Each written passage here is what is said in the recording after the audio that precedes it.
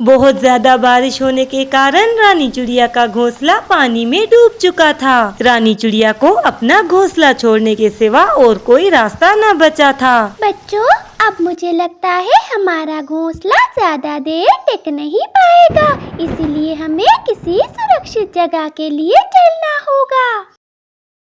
इसके बाद रानी अपने बच्चों के साथ किसी सुरक्षित जगह की तलाश में निकल पड़ती है और अब बारिश भी रुक चुकी थी। बच्चों, अब बारिश भी रुक चुकी है, इसीलिए हम कुछ देर यहाँ पर रुक जाते हैं और मैं जाकर आप दोनों के लिए कुछ खाने को ले आती हूँ, क्योंकि बारिश की वजह से हम सब सुबह से भूखे हैं। ठीक है मम्मा, मैं भाई के साथ रुकती हूँ, आप ख्याल से जाइएगा। वो सब आपस में बातें कर रहे थे कि अचानक ही पेड़ की एक डाल टूटकर रानी के ऊपर गिर जाती है। ये देखकर उसके दोनों बच्चे बहुत परेशान हो जाते हैं। लाली और गुग्गू अभी बहुत छोटे थे, इसीलिए वो अपनी माँ को उस डाल के नीचे से नहीं निकाल पा रहे थे। भाई, मम्मा इस डाल के नीचे फंस गई है, हमें मम्मा को निकालने के लिए कुछ ना कुछ करना होगा। मैं ऐसा करती हूँ, कहीं से एक रस्सी ले आती हूँ, तब तक तुम मम्मा के साथ रहना। इसके बाद जल्दी से लाली कहीं से रस्सी लाने के लिए उड़ जाती है। उड़ते हुए लाली एक जगह पर पहुंच जाती है जहां पर बहुत सी घास थी। लाली गौर से उस घास को देखने लगती है। उसके दिमाग में एक आइडिया आ जाता है। ऐसे मौसम में तो मुझे रस्सी कहीं नहीं मिलेगी। मैं ऐसा करती हूँ, यहाँ से कुछ घास तोड़ लेती हूँ और मैं इसी से ही रस्सी बनाऊंगी। इसके बाद लाली वहाँ से बहुत सी घास तोड़कर चली जाती है। लाली वो घास लेकर सीधा उड़ती हुई अपनी माँ के पास आ जाती है। लाली, कहाँ है रस्सी और ये तुम घास क्यों तोड़ लाई हो? अब हम मम्मा को कैसे निकालेंगे? भाई, तुम परेशान मत हो, हम इसी घास में से रस्सी बनाएंगे। चलो हम दोनों मिलकर रस्सी बनाते हैं। इसके बाद वो दोनों भाई बहन उसी घास में से रस्सी बनाने लगते हैं और काफी देर मेहनत करने के बाद वो दोनों एक मजबूत रस्सी बना लेते हैं। इसके बाद वो दोनों उस रस्सी को डाल में बांधकर उस डाल को खींच लेते हैं। वो डाल तो हट जाती है, मगर रानी चिड़िया के पंख पर बहुत ज्यादा चोट लगी हुई थी। लाली और गुग्गू अपनी माँ को आजाद देखकर बहुत खुश होते हैं, मगर अचानक ही लाली की नजर रानी की चोट पर पड़ती है।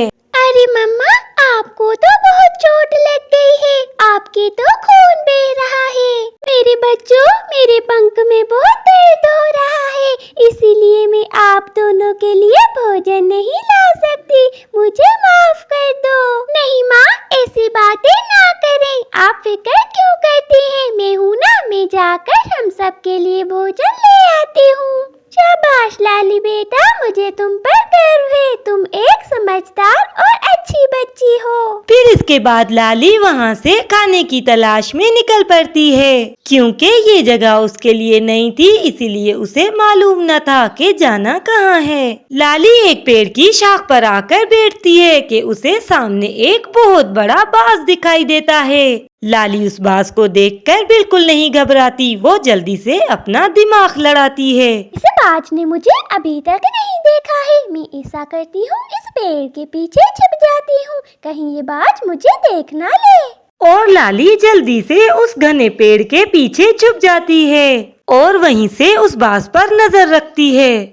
इधर काफी देर गुजर जाती है और जब लाली वापस नहीं आती तो रानी बहुत परेशान हो जाती है। गुग्गू बेटा, लाली अभी तक नहीं लौटी, पता नहीं क्यों मेरा दिल बहुत घबरा रहा है, कहीं लाली किसी मुसीबत में न फंस जाए। मेरे पंख में अब दर्द कुछ कम है, चलो चलकर लाली को ढूंढते हैं। इसके बाद रानी गुग्गू को लिए लाली को ढूंढने निकल पड़ती है। वाह, बड़ा मजा आ गया, ऐसे मौसम में चिड़िया का भोजन मिल गया। ये सब बातें वहाँ पर से उड़ती हुई रानी चिड़िया सुन लेती है। रानी चिड़िया ये सब देखकर बहुत दुखी हो जाती है। खा गया, ये जालिमबाज मेरी लाली को खा गया, ये सब मेरी वजह से हुआ, ना मैं अपनी लाली को यहाँ भेजती, ना ही ये जालिमबाज मेरी लाली को खा जाता। मैं बहुत बुरी माँ हूँ, अब मैं अपनी लाली को कहाँ से लाऊं?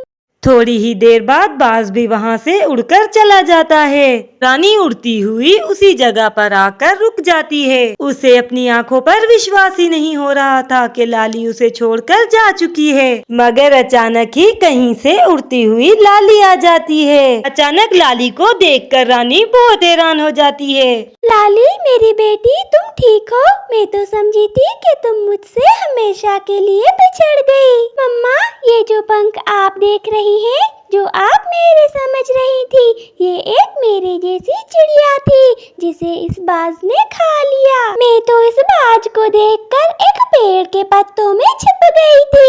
मेरी बच्ची, मैं बहुत खुश हूँ कि तुम ठीक हो, मगर ये बेचारी तो उस बाज का शिकार बन गई। इससे पहले वो जालिम बाज फिर से आ जाए, इससे पहले हम यहाँ से चले चलते हैं। इसके बाद वो सब खुशी खुशी उड़ते हुए एक आमों के बाग में आते हैं और वहाँ से खूब जी भरकर आम खाते हैं। प्यारे दोस्तों, हमारे 800 सब्सक्राइबर्स होने वाले हैं। 1K सब्सक्राइबर्स कंप्लीट करने में आप हमें सपोर्ट करें। बदले में हम आपके लिए और भी इंटरेस्टिंग स्टोरीज लाएंगे।